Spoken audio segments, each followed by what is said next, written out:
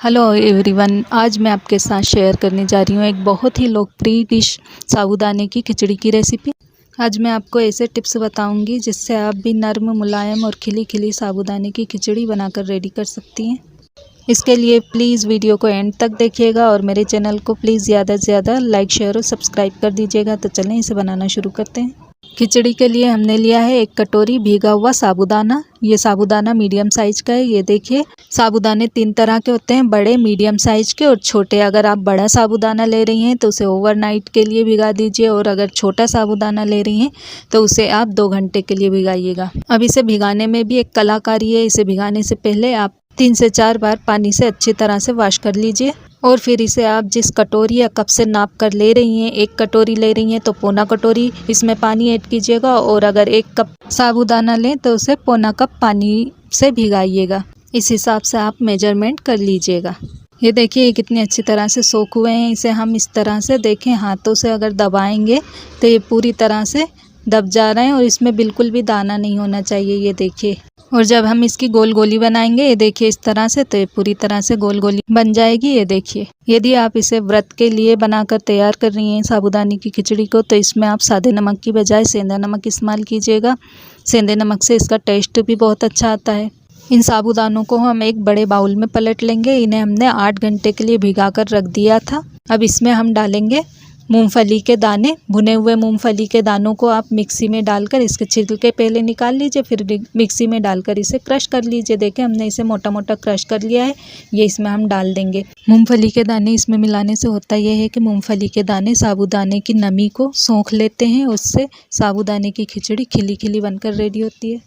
अब इसमें हम डालेंगे 1 चाय का चम्मच पिसी हुई शक्कर और सेंधा नमक स्वाद अनुसार। ये दोनों चीज़ इसमें हम डालकर इन्हें अच्छी तरह से मिक्स कर लेंगे।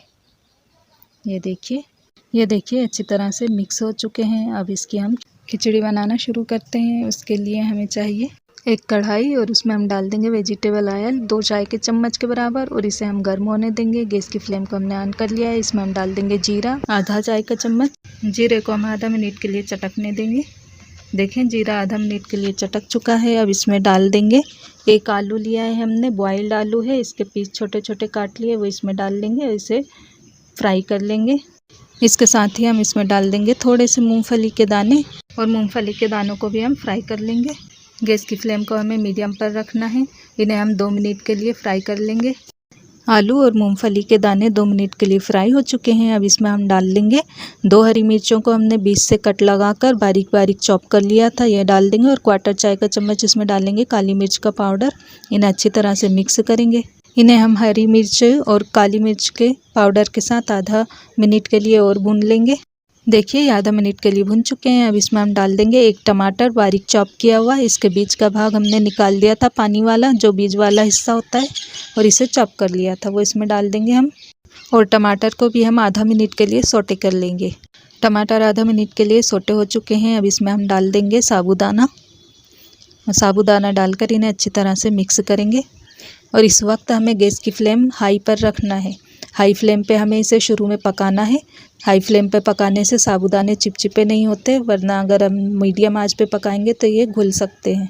अब साबूदानों को हमें तब तक पकाना है जब तक ये ट्रांसपेरेंट ना हो जाए, पारदर्शी होने लगेंगे, तो समझिए साबूदाना पक चुका है। अब साबूदानों को हम 1 मिनट के लिए हाई फ्लेम पे पकाएंगे।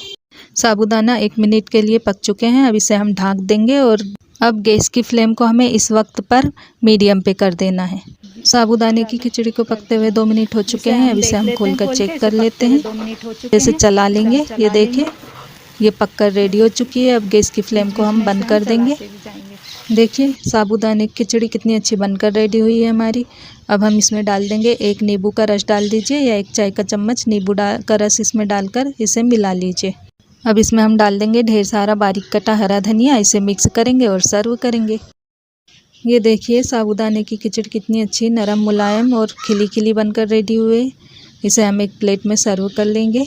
इसे बनाना भी बहुत आसान है और ये बहुत कम समय में बनकर रेडी हो जाती है।